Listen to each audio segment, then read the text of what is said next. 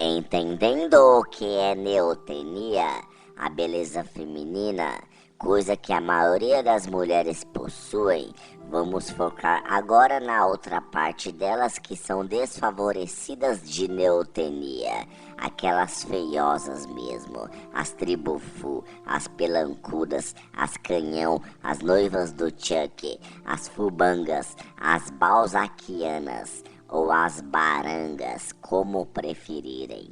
Algumas tão relaxadas com o próprio corpo que estão 3 vezes acima de seu peso ideal. Uma coisa que melhora pelo menos em 50% a estética da mulher é o fato dela ser magra, mas nem isso algumas conseguem ter disciplina para manter. Óbvio que o desleixo físico também se dá ao homem, onde se ele relaxar em alguns atributos físicos, sua estética e sua má aparência o trará menos benefício de que homens mais aparentados, então tornando-o com menos valor na sociedade e perante as mulheres. Mas, como sabemos, a estética é muito mais valiosa e prezada para as mulheres.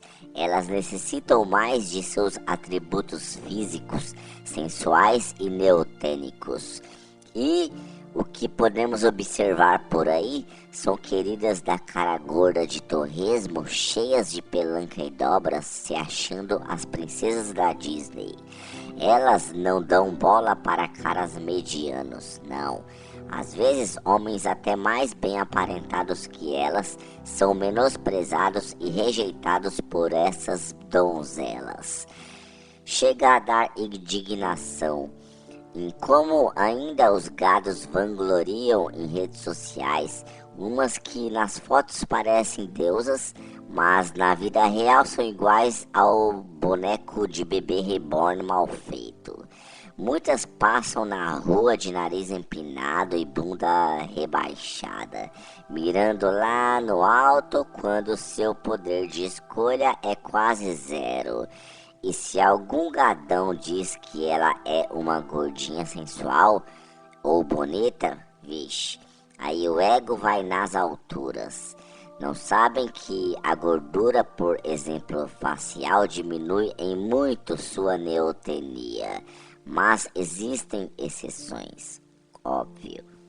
Há algumas que mesmo em excesso de peso ainda possuem neotenia facial. Outras até aumentam a neotenia caso a gordura facial for moderada. Mas de maneira geral, poucos homens escolheriam para relacionamento uma obesa ao invés de uma magra, pois é de preferência no consenso geral a bem distribuição da magreza do que da obesidade, apesar que para muitos o que conta mesmo é o tamanho do bumbum. Mas os piores casos e exemplos de falta de neotenia são daquelas que possuem rosto masculinizado, rosto desproporcional ou rosto assimétrico, com nariz grande ou queixo muito quadrado ou grande.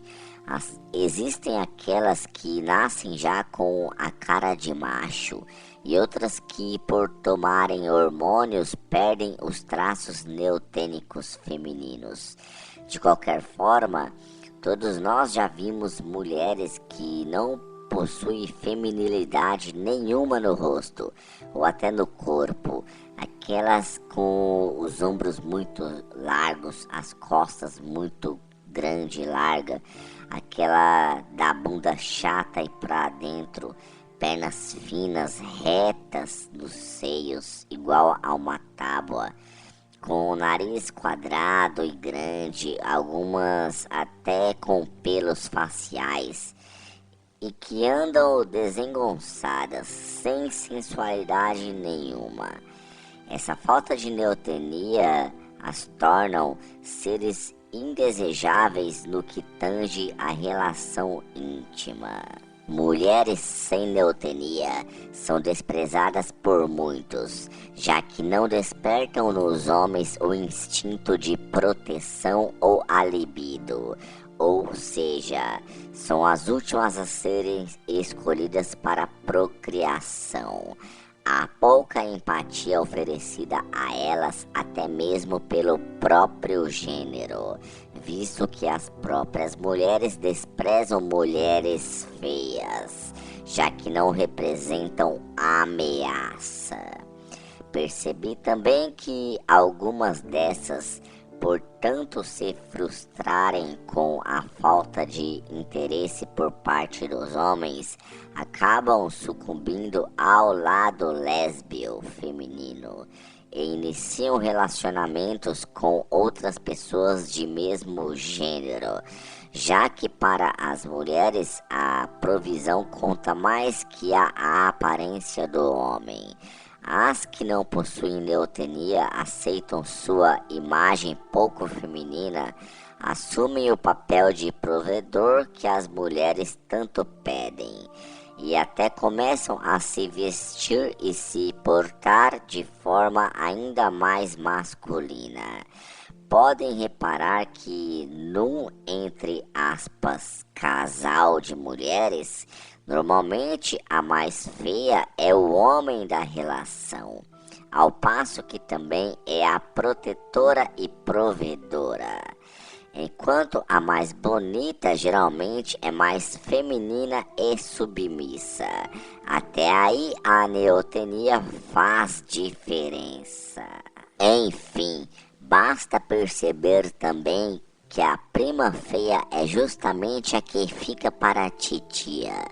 A falta de neotenia numa mulher é quase tão grave quanto a falta de recursos a um homem.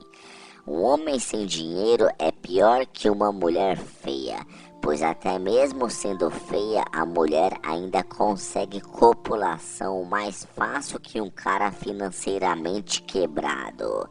Mas também existe o fator psicológico delas.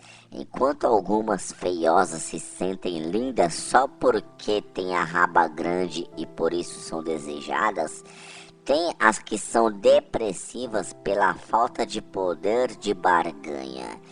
As Raimundas, pelo menos, atraem pelo corpo, apesar da fuça de jacaré. E entre um gado e outro que elas pegam com as nádegas, elas ainda podem abocanhar um otário carente para assumi-las. Só que as feias de rosto e de corpo, não. Essas ficam no limbo do esquecimento. E se ela for um pouco liberta, pode até conseguir um ou outro para um pimba-pimba casual. Porém, para relacionamento sério, difícil.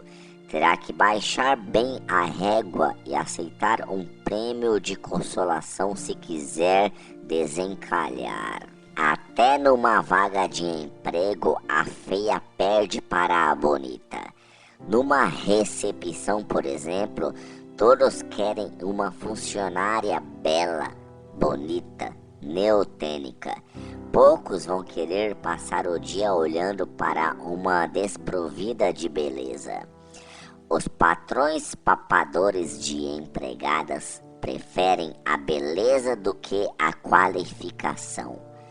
E até num ambiente qualquer que seja, existem os grupos das bonitas e os grupos das feias. Dificilmente elas se misturam. Então, meus caros, a neotenia é muito importante para as mulheres.